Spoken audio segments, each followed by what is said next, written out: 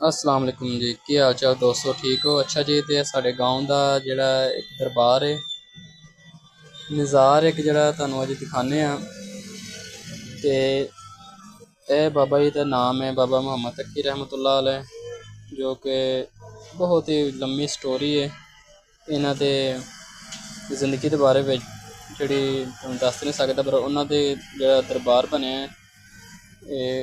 गाँव तो थोड़ा तकरीबन 2-3 मील हटवा वो तुहानू दिखा रहा वा।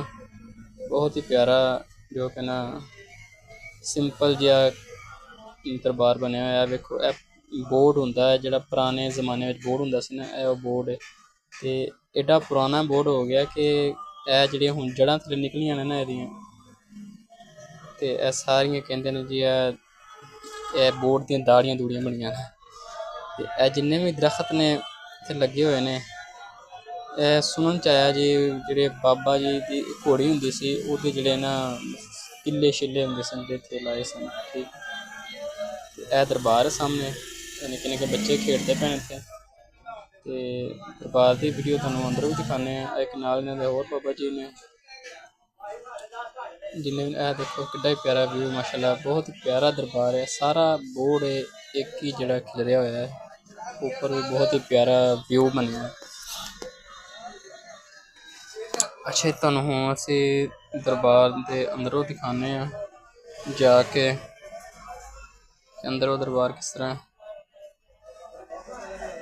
गाँव में अक्सर इस तरह सिंपल जी होंदे ने बने हुए,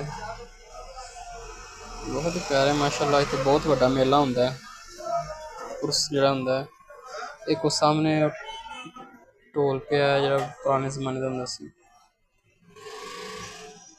देखो जी बच्ची तुहानू दिखा रही है बजा के, और है बाबा जी दी जिथे आप आराम फरमा रहे ने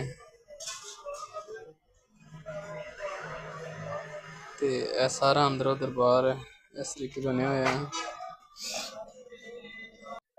जेह्ड़े इस जगह ते इस टाइम खलो के वीडियो बना रहे हैं ना, यह गाँव इत्थे एक गाँव होंदा ही, उस गाँव का नाम सी नौलावाली। ठीक है, और इत्थे यह गाँव जिहड़ा है ना गर्क होया है इस टाइम। अज भी जो असीं इत्थे मिट्टी पुट्टने जां किते जगह तो टोया कड्ढने तो वो थल्ले इट्टां रोड़े ये वो बहुत ज़्यादा ना चीज़ां निकलदियां ने, कुज्जियां वगैरह इस तरह दियां। इह सारे गाँव दे विच इत्थे सारा यह गाँव हुंदा सी पहलां, नौलावाली पूरा गाँव हुंदा सी ते लोग वसदे हुंदे सन बहुत ज़्यादा। बाबा जी दी कोई बददुआ दे नाल जिस तरह भी साढ़े सुनन च आया, इस तरह इत्थे गाँव पूरा गर्क होया है इस टाइम। यह जेह्ड़े दोबारा बने ने कुछ बाद च, और यह दरख्तां दे थल्ले पूरा गाँव गर्क होया इस टाइम।